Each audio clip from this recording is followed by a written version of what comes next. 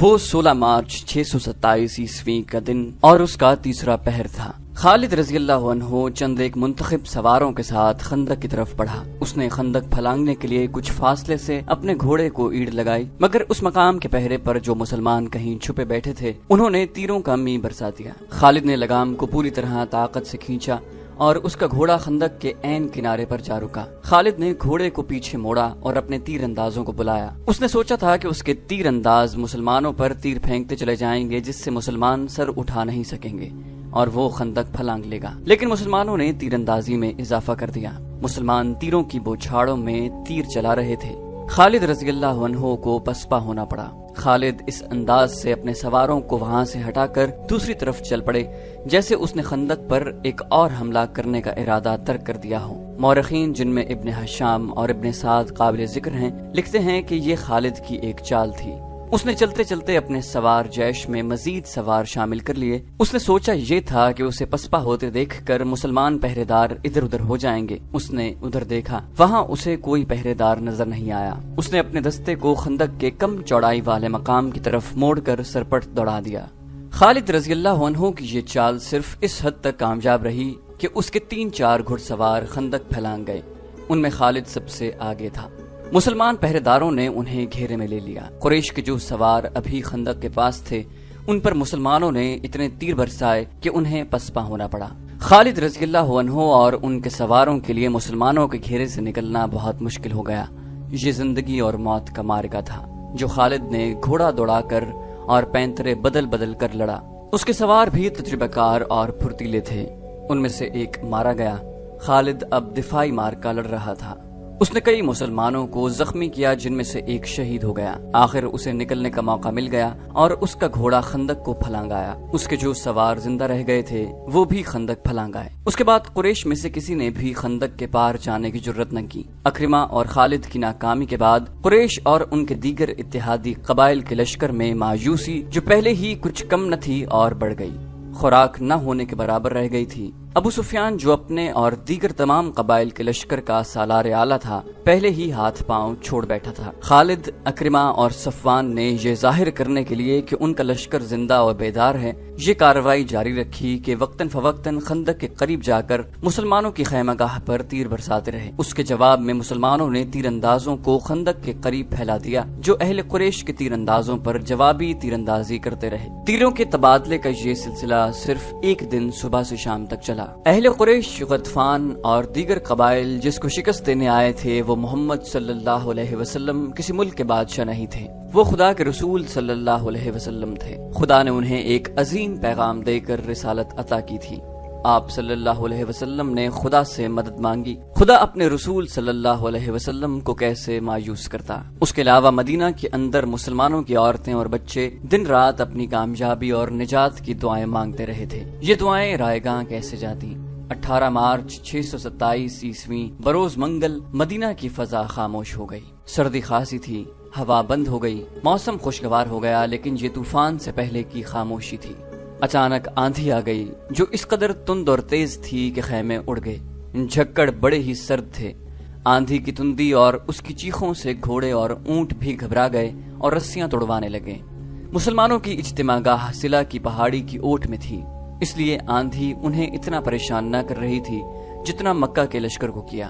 قریش کھلے میدان میں تھے، آندھی ان کا سامان اڑا رہی تھی، خیمے اڑ گئے یا لپیٹ دیے گئے تھے۔ لشکر کے سردار اور سپاہی اپنے اوپر ہر وہ کپڑا ڈال کر بیٹھ گئے تھے جو ان کے پاس تھا۔ ان کے لیے یہ آندھی خدا کا قہر بن گئی تھی۔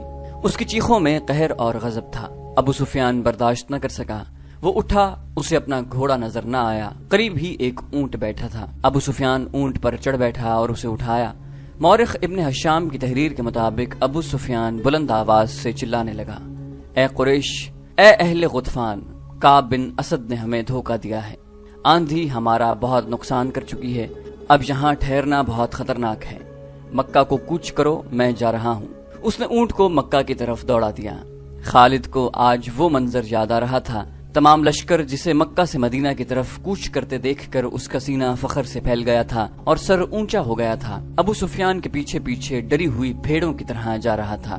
خالد اور عمرو بن العاص نے اپنے طور پر سوچا تھا کہ ہو سکتا ہے مسلمان عقب سے حملہ کر دیں۔ چنانچہ انہوں نے اپنے سوار دستوں کو اپنے قابو میں رکھ کر لشکر کے عقب میں رکھا۔ ابو سفیان نے ایسے حفاظتی اقدام کی سوچی ہی نہیں تھی۔ اس پسپا ہوتے لشکر میں وہ آدمی نہیں تھے جو مارے گئے تھے، اور اس لشکر میں نعیم بن مسعود رضی اللہ عنہ بھی نہیں تھے۔ قریش کا لشکر چلا تو نعیم رضی اللہ عنہ آندھی سے فائدہ اٹھاتے ہوئے خندق میں اتر گئے اور رسول کریم صلی اللہ علیہ وسلم کے پاس پہنچ گئے۔ آج خالد مدینہ کی طرف اسی راستے پر جا رہا تھا جس راستے سے اس کا لشکر ناکام واپس گیا تھا۔ اسے شیخین کی پہاڑی نظر آنے لگی۔ آندھی نے تاریخ اسلام کا رخ موڑ دیا۔ آندھی نے یہ حقیقت واضح کر دی کہ خدا حق پرستوں کے ساتھ ہوتا ہے۔ رسول خدا صلی اللہ علیہ وسلم کے دشمنوں کی پسپائی تنکوں کی مانند تھی جو آندھی میں اڑے جاتے ہیں اور انہیں ایک دوسرے کی خبر نہیں ہوتی۔ خالد کو یہ پریشانی لاحق تھی کہ مسلمان تعاقب کریں گے، لیکن مسلمانوں نے تعاقب کی سوچی ہی نہیں تھی۔ اس آندھی میں تعاقب اور لڑائی مسلمانوں کے خلاف بھی جا سکتی تھی۔ جس دشمن کو خدا نے بھگا دیا تھا اس کے پیچھے جانا دانش مندی نہیں تھی۔ البتہ رسول کریم صلی اللہ علیہ وسلم کے حکم سے چند ایک آدمیوں کو بلندی پر کھڑا کر دیا گیا تھا تاکہ وہ دشمن پر نظر رکھیں۔ ایسا نہ ہو کہ دشمن کہیں دور جا کر رک جائے اور منظم ہو کر واپس آ جائے۔ آندھی اتنی مٹی اور ریت اڑا رہی تھی کہ تھوڑی دور تک بھی کچھ نظر نہیں آتا تھا۔ بہت دیر بعد 3-4 مسلمان گھڑ سوار اس جگہ سے خندق پھلانگ گئے جہاں سے اکرمہ اور خالد کے گھوڑوں نے خندق پھلانگی تھی۔ وہ دور تک چلے گئے تھے، انہیں اڑتی ہوئی گرد اور ریت کے سوا کچھ بھی نظر نہ آیا۔ وہ رک گئے لیکن واپس نہ آئے۔ شام سے کچھ دیر پہلے آندھی کا زور ٹوٹ گیا اور جھکڑ تھم گئے۔ فضا صاف ہو گئی اور نظر دور تک کام کرنے لگی۔ دور افق پر زمین سے گرد کے بادل اٹھ رہے تھے۔ وہ اہل قریش اور ان کے اتحادی قبائل کی پسپائی کی گرد تھی جو ڈوبتے سورج کی آخری کرنوں میں بڑی صاف نظر آ رہی تھی۔ یہ گرد مکہ کو جا رہی تھی۔ تعاقب میں جانے والے مسلمان سوار اس وقت واپس آئے جب رات بہت گہری ہو چکی تھی۔ خدا کی قسم انہوں نے واپس آ کر بتایا، وہ جو ہمارے عقیدے کو توڑنے اور مدینہ کی اینٹ سے اینٹ بجانے آئے تھے وہ مدینہ سے اتنی دہشت لے کر گئے ہیں کہ رک نہیں رہے، کہیں پڑاؤ نہیں کر رہے۔ کیا راتوں کو مسافر پڑاؤ نہیں کیا کرتے؟ کیا لشکر راتوں کو بھی چلتے رہتے ہیں؟ وہی چلتے رہتے ہیں جو منزل تک بہت جلدی پہنچنا چاہتے ہوں۔ احادیث اور مورخوں کی تحریروں کے مطابق رسول کریم صلی اللہ علیہ وسلم کو جب یقین ہو گیا کہ دشمن گھبراہٹ کے عالم میں بھاگا ہے اور ایسا امکان ختم ہو چکا ہے کہ وہ منظم ہو کر واپس آ جائے گا، تب آپ صلی اللہ علیہ وسلم نے کمر سے تلوار کھولی، خنجر اتار کر رکھ دیا اور اللہ کا شکر ادا کر کے غسل کیا۔ اس رات کی کوکھ سے جس صبح نے جنم لیا تھا وہ مدینہ والوں کے لیے فتح و نصرت اور مسرت و شادمانی کی صبح تھی۔ ہر طرف اللہ اکبر اور خوشیوں کے نعرے تھے۔ سب سے زیادہ خوشی عورتیں اور بچے منا رہے تھے جنہیں چھوٹے چھوٹے قلعوں میں بند کر دیا گیا تھا۔ وہ خوشی سے چیختے چلاتے باہر نکلے۔ مدینہ کی گلیوں میں مسلمان بہت مسرور پھر رہے تھے۔ فتح کے اس جشن میں بنو قریظہ کے یہودی بھی شامل تھے۔ رسول کریم صلی اللہ علیہ وسلم نے انہیں امن و امان میں رہنے کے عوض کچھ مراعات دے رکھی تھی۔ ظاہری طور پر وہ مسلمانوں کو اپنا دوست کہتے اور دوستوں کی طرح رہتے تھے۔ اہل قریش کی پسپائی پر وہ مسلمانوں کی طرح خوشیاں منا رہے تھے، لیکن ان کا سردار کعب بن اسد اپنے قلعہ نما مکان میں بیٹھا تھا۔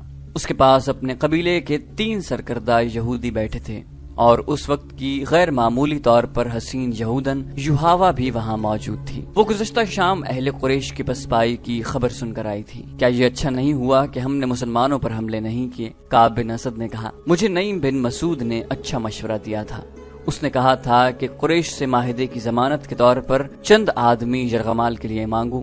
اس نے یہ بھی کہا تھا کہ قریش اس سے دگنا لشکر لے آئیں تو بھی خندق عبور نہیں کر سکتے۔ میں نے نعیم کا مشورہ اس لیے قبول کیا کہ وہ اہل قریش میں سے ہے، وہ اہل قریش میں سے نہیں۔ ایک یہودی نے کہا، وہ محمد صلی اللہ علیہ وسلم کے پیروکاروں میں سے ہے۔ خدائے یہودا کی قسم تمہاری بات سچ نہیں ہو سکتی۔ کعب بن اسد نے کہا، وہ اہل قریش کے ساتھ آیا تھا مگر ان کے ساتھ نہیں گیا۔ اسی یہودی نے کہا، میں نے کل شام اسے مدینہ میں مسلمانوں کے ساتھ دیکھا ہے۔ اس وقت تک اہل قریش کا لشکر مدینہ سے بہت دور جا چکا تھا۔ پھر تمہیں کس نے بتایا کہ وہ محمد صلی اللہ علیہ وسلم کے پیروکاروں میں سے ہے؟ کعب نے کہا، میں ایسی بات کو کیوں سچ مانوں جو تم نے کسی سے پوچھا نہیں؟ میں نے اپنے ایک مسلمان دوست سے پوچھا تھا۔ یہودی نے کہا، میں نے نعیم کو دیکھ کر کہا تھا کیا مسلمان اب قریش کی جنگی قیدیوں کو کھلا رکھتے ہیں؟ میرے دوست نے جواب دیا تھا کہ نعیم کبھی کا اسلام قبول کر چکا ہے، اسے مدینہ میں آنے کا موقع اب ملا ہے۔ پھر اس نے ہمیں مسلمانوں سے نہیں بلکہ مسلمانوں کو ہم سے بچایا ہے۔ کعب بن اسد نے کہا،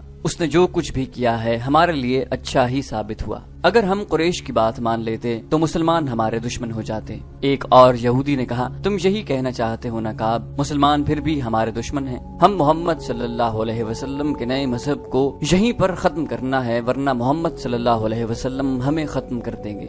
کیا تم نہیں دیکھ رہے کہ یہ مذہب جسے یہ لوگ اسلام کہتے ہیں کتنی تیزی سے مقبول ہوتا جا رہا ہے؟ تیسرے یہودی نے جو معمر تھا کہا، ہمیں اس کے آگے بند باندھنا، اسے روکنا ہے۔ کعب بن اسد نے پوچھا، لیکن کیسے؟ معمر یہودی نے کہا، قتل، نعوذ باللہ محمد صلی اللہ علیہ وسلم کا قتل، ایسی جرت کون کرے گا؟ کعب بن اسد نے کہا، تم کہو گے کہ وہ ایک یہودی ہوگا، اگر وہ محمد صلی اللہ علیہ وسلم کے قتل میں ناکام ہو گیا تو بنو قینقاع اور بنو نذیر کا انجام دیکھ لو۔ مسلمانوں نے انہیں جس طرح قتل کیا ہے اور ان میں سے زندہ بچ رہنے والے جس طرح دور دراز کے ملکوں کو بھاگ گئے ہیں وہ نہ بھولو۔ خدا یہودا کی قسم، معمر یہودی نے کہا، میری عقل تم سے زیادہ کام نہیں کرتی تو تم سے کم بھی نہیں ہے۔ تم نے جو آج سوچا ہے وہ میں اور لیس بن موشان بہت پہلے سوچ چکے ہیں۔ کوئی یہودی محمد صلی اللہ علیہ وسلم کو نعوذ باللہ قتل کرنے نہیں جائے گا، پھر وہ کون ہوگا؟ بوڑھے یہودی نے جواب دیا، وہ قبیلہ قریش کا ایک آدمی ہے، لیس بن موشان نے اسے تیار کر لیا ہے۔ میرا خیال ہے کہ اب وقت آ گیا ہے کہ یہ کام کر دیا جائے۔ اگر تم لوگ بھول نہیں گئے کہ میں بنو قریظہ کا سردار ہوں تو میں اس کام کی اجازت کیسے دے سکتا ہوں جو مجھے معلوم ہی نہ ہو کہ کیسے کیا جائے گا؟ کعب بن اسد نے کہا، اور مجھے کون بتائے گا کہ اس آدمی کو اتنے خطرناک کام کے لیے کیسے تیار کیا گیا ہے؟ کیا اسے ابو سفیان نے تیار کیا ہے؟ خالد بن ولید نے تیار کیا ہے؟ سنو کعب، بوڑھے یہودی نے کہا، اور یہودی حسینہ یوحاوا کی طرف دیکھنے لگی، میں یہ بات لیس بن موشان کی موجودگی میں سناؤں تو کیا اچھا نہ ہوگا؟ یوحاوا نے کہا، اس بات میں اس بزرگ کا عمل دخل زیادہ ہے۔ کعب بن اسد نے کہا، ہم اس بوڑھے جادوگر کو کہاں سے بلائیں؟ ہم تم پر اعتبار کرتے ہیں، وہ یہی ہے۔ بوڑھے یہودی نے کہا، ہم اسے ساتھ لائے ہیں اور ہم اسے بھی ساتھ لائے ہیں جو محمد صلی اللہ علیہ وسلم کو نعوذ باللہ قتل کرے گا۔ اب ہم انتظار نہیں کر سکتے۔ ہم سب کو امید تھی کہ قریش، غطفان اور ان کے دوسرے قبائل اسلام کا نام و نشان مٹا دیں گے، مگر ہر میدان میں انہوں نے شکست کھائی۔ ہم نے انہیں مدینہ پر حملے کے لیے اکسایا تھا، وہ یہاں سے بھی بھاگ نکلے۔ خدا یہودا کی قسم، کعب، تم نے مسلمانوں پر عقب سے حملہ نہ کر کے بہت برا کیا ہے، میں اس کی وجہ بتا چکا ہوں۔ کعب بن اسد نے کہا، وجہ صحیح تھی یا غلط؟ معمر یہودی نے کہا، وقت ہاتھ سے نکل گیا ہے، اب ہم قریش کی فتح کا انتظار نہیں کر سکتے۔ اس نے یوحاوا سے کہا، لیس بن موشان کو بلاؤ، دوسرے کو ابھی باہر رکھو۔ یوحاوا کمرے سے نکل گئی، واپس آئی تو اس کے ساتھ لیس بن موشان تھا۔ وہ ایک بوڑھا یہودی تھا جس کی عمر 70 اور 80 برس کے درمیان تھی۔ اس کے سر اور داڑھی کے بال دودھ کی طرح سفید ہو چکے تھے، داڑھی بہت لمبی تھی۔ اس کے چہرے کا رنگ سرخ اور سفید تھا۔ اس نے اونٹ کے رنگ کی قبا پہن رکھی تھی۔ اس کے ہاتھ میں لمبا عصا تھا جو اوپر سے سانپ کے پھن کی طرح تراشا ہوا تھا۔ لیس بن موشان کو یہودیوں میں جادوگر کے نام سے شہرت حاصل تھی۔ شعبدہ بازی اور کالے علم میں وہ مہارت رکھتا تھا۔ وہ مکہ اور مدینہ کے درمیان کسی گاؤں کا رہنے والا تھا۔ اس کے متعلق بہت سی روایات مشہور تھیں، جن میں سے ایک یہ تھی کہ وہ مردے کو تھوڑی سی دیر کے لیے زندہ کر سکتا ہے اور وہ کسی بھی مرد یا عورت کو اپنے تابع کرنے کی طاقت رکھتا ہے۔ یہودی اسے اپنا پیر و مرشد سمجھتے تھے۔ وہ جہاں دیدہ اور عالم فاضل شخص تھا۔ وہ کمرے میں داخل ہوا تو سب اس کی تعظیم کو اٹھے، وہ جب بیٹھ گیا تو سب بیٹھے۔ خاندان موشان کی عظمت سے کون واقف نہیں؟ کعب بن اسد نے کہا، خدا یہودا کی قسم، ہم میں سے کوئی بھی آپ کو یہاں بلانے کی جرت نہیں کر سکتا۔ یوحاوا شاید آپ کو لے آئی ہے، میں پیغمبر نہیں۔ لیس بن موشان نے کہا، میں یہ خوبصورت الفاظ سننے کا عادی نہیں اور تعظیم و احترام کا وقت بھی نہیں۔ کوئی نہ بلاتا تو بھی مجھے آنا تھا۔ تم لوگ اپنے فرض کی ادائیگی میں بہت وقت ضائع کر چکے ہو۔ تم سے یہ لڑکی اچھی ہے جس نے وہ کام کر لیا ہے جو تمہیں کرنا چاہیے تھا۔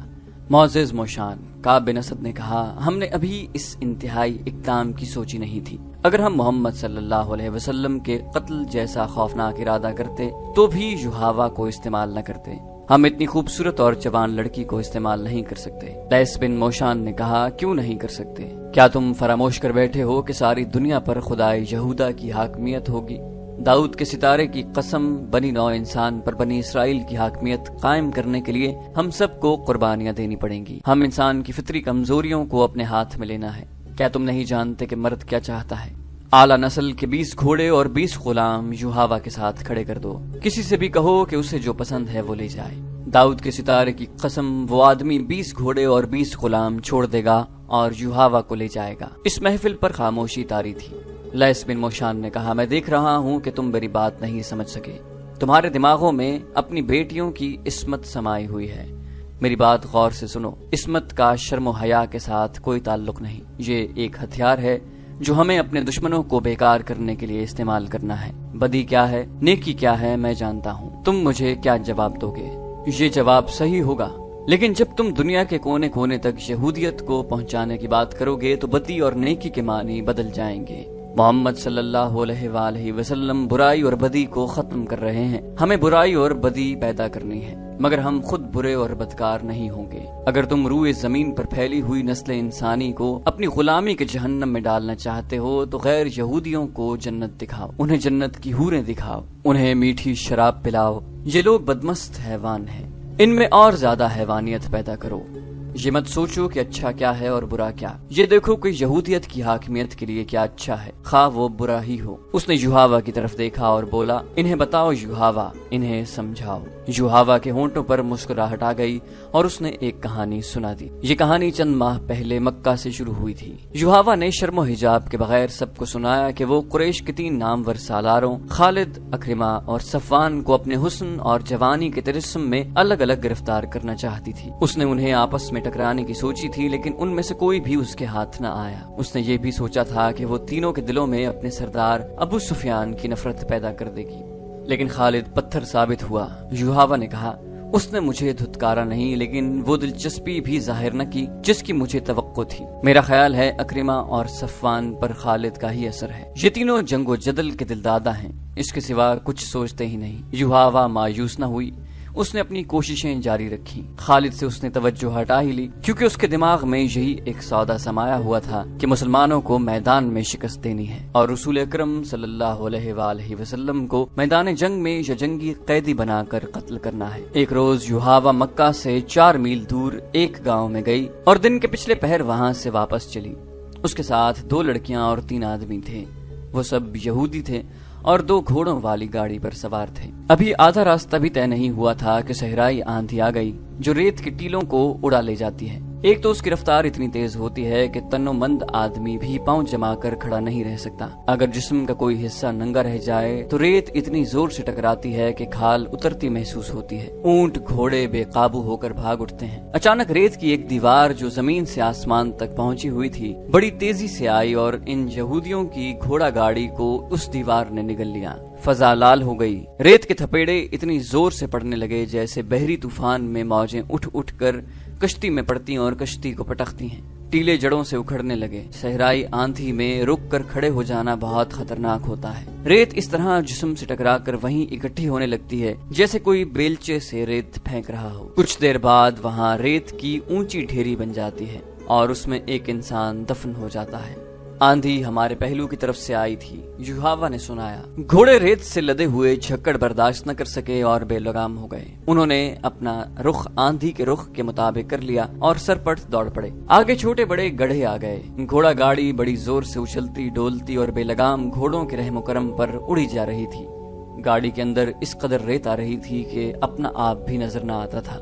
एक जगह गाड़ी के एक तरफ के पहिए गड्ढे में चले गए या दूसरी तरफ के पहिए ऊंची जगह चढ़ गए। गाड़ी एक तरफ से इतनी ऊपर उठ गई कि उसका पहलू के बल गिरना यकीनी था, लेकिन गाड़ी न गिरी। उसे इतना सख्त झटका लगा कि मैं जो इस तरफ बैठी थी लुढ़क कर बाहर जा गिरी। गाड़ी आगे निकल गई। मैं कलाबाजी खाती गई। संभल कर उठी और अपने साथियों को पुकारा, मगर आंधी के जन्नाटों और उसकी चीखों में अपनी आवाज मुझे भी मुश्किल से सुनाई दे रही थी। मेरे साथ गाड़ी में जो बैठे थे उन्होंने शायद मुझे गिरते नहीं देखा था। अगर देखा था तो उनमें से किसी में इतनी हिम्मत न थी कि मेरे पीछे कूद कर आता। मैं इतनी खौफजदा कभी नहीं हुई थी और मैं ऐसी खौफनाक आंधी में कभी नहीं फंसी थी। आंधी में कुछ नजर न आता था। मेरे नीचे कोई रास्ता नहीं था।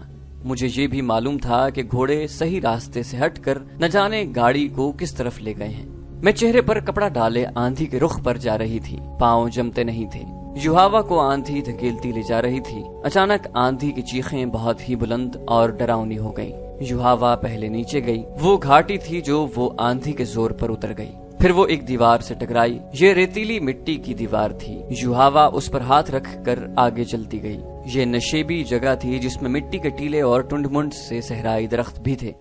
یہاں آندھی کی چیخیں ایسی ہو گئی تھیں جیسے بہت سی عورتیں چیخ چلا رہی ہوں۔ بعض چیخیں آندھی کی لگتی ہی نہیں تھیں، یہ انسانوں کی بھی نہیں لگتی تھیں، چڑیلوں یا درندوں کی معلوم ہوتی تھیں۔ یہ یہودی حسینہ جو اپنے آپ کو نڈر اور دلیر سمجھتی تھی خوف سے رو پڑی۔ وہ جانتی تھی کہ آندھی تھم جائے گی، لیکن وہ یہ بھی جانتی تھی کہ کسی کے ہاتھ چڑھ گئی تو وہ اسے اس کے گھر نہیں اپنے گھر لے جائے گا۔ رات آ رہی تھی، بھیڑیوں کا خطرہ الگ تھا۔ یوحاوا کو کوئی اور خطرہ تو نہ تھا، یہ خطرہ موجود تھا کہ وہ مکہ کے راستے سے بھٹک آئی ہے۔ صحرا میں راستے کی تلاش ناممکن ہوتی ہے۔ بھٹکے ہوئے مسافر کا انجام موت ہوتا ہے۔ وہ تھکن سے نہیں، پیاس سے مرتا ہے۔ اسے اونٹ کے بڑبڑانے کی آواز آئی، اس کی دہشت زدگی بڑھ گئی، لیکن اسے آندھی کی آواز سمجھ کر اس نے دل کو تسلی دی۔ اسے کچھ بھی نظر نہیں آ رہا تھا۔ وہ مٹی کی دیواروں پر ہاتھ رکھ رکھ کر جا رہی تھی۔ یہ دیوار بہت بڑا ٹیلا تھا جو آگے جا کر گھوم گیا۔ اونٹ کی آواز ایک بار پھر سنائی دی۔ اب یہ آواز بہت قریب سے آئی تھی، اتنی قریب سے کہ یوحاوا رک کر پیچھے ہٹائی۔ اب اسے شک نہ رہا، یہ اونٹ ہی کی آواز تھی۔ اونٹ اکیلا نہیں ہو سکتا تھا، 2-3 آدمیوں کا وہاں ہونا ضروری تھا۔ یہ آدمی اس کے ہمدرد تو نہیں تھے۔ وہ گناہ اور بدی کا دور